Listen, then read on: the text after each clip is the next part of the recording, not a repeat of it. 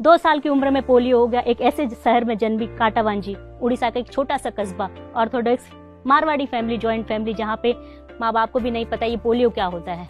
Doctors को लगा malaria है, इंजेक्शन दे दिया, 50% बॉडी काम करना बंद कर दिया। 1.5 साल तक कोमा की स्थिति पे बेड पे पड़ी रही।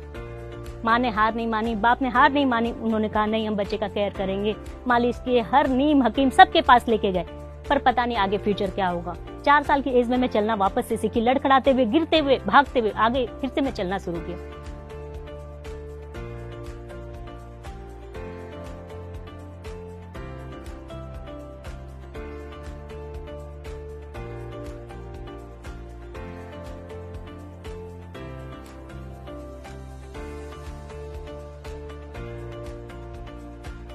स्कूल के लिए जब वो परेशान हुए, एडमिशन नहीं मिल रहा था, कोई भी स्कूल इस बच्चे को लेना नहीं चाहता था। समहाउ कहीं एक स्कूल में एडमिशन मिला। बहुत ज्यादा तो स्कूल की बातें याद नहीं आती, पर इतना याद आता है कि बहुत संघर्षपूर्ण था, मेरे लिए आसान नहीं था। स्कूल जाती थी, रास्ते में कुछ बच्चे खेलते होते तो वो चिढ़ाते थे, लड़खड़ाते थे, एक्ट करते थे और पत्थर भी मारते थे। इग्नोर करती थी, मैं उधर नहीं देखती थी। ऐसा लगता अगर आज मैंने इनको देख लिया, अपने आप को रोक लिया, तो मैं कभी आगे नहीं बढ़ पाऊंगी।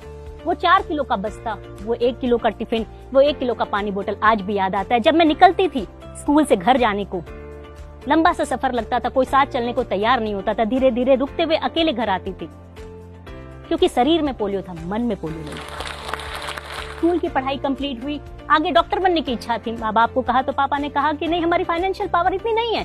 क्या बोलते कैसे बच्चे को, किस तरीके से डिसेबल बच्चे को वो बाहर भेजते, नहीं भेज सकते, तो उनकी मजबूरी थी। समहाउ मैंने कॉमर्स लिया, जो एक कॉलेज था छोटे से गांव पे, वहां कॉमर्स की पढ़ाई कंप्लीट की, ग्रेजुएशन कंप्लीट किया।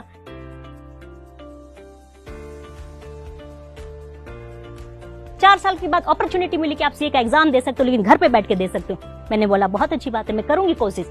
जिस समय सीए की पढ़ाई शुरुआत की ना, तो मुझे डेबिट समझ में आता था, क्रेडिट समझ में आता था, मैं भूल चुकी थी अकाउंट्स। फिर भी कोशिश किया, घर पे बैठ के 1 महीना कोशिश की। वहां से उस समय 30 या 40 बच्चे ने गांव से एग्जाम दिया था, मैंने टॉप किया। माँ बाप को साहस आया कि बच्ची कुछ कर सकती है, इसे पढ़ने का और मौका देना चाहिए। आगे पढ़ने के लिए मैं शहर गई। शहर पे इतना बड़ा शहर था, पहली बार तो मैं 1000 बच्चों को देखा। कहाँ छोटे से गांव में 50 बच्चों के साथ पढ़ी हुई। बहुत मेहनत की, ऐसा नहीं कि जिंदगी में स्ट्रगल नहीं करना पड़ा, पर मुझे कभी समझ में नहीं आया कि स्ट्रगल क्या होता है। वो आम लोगों को दिखाई देता कि हमारा शरीर काम नहीं देता, लेकिन मन में कभी नहीं था। मन से अगर हार जाती तो मैं आज हार जाती। सीए कंप्लीट हुआ, मैंने 6 महीने पहले कंप्लीट किया और मुझे अपने ही कोचिंग इंस्टीट्यूट में बेस्ट स्टूडेंट का अवार्ड मिला। उस समय मैंने टॉप किया।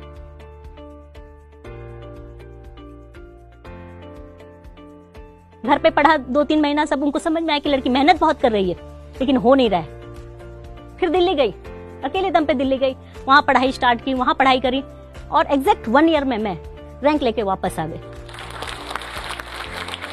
यूपीएससी की लिस्ट में मेरा नाम आया, सबका नजरिया चेंज हो गया।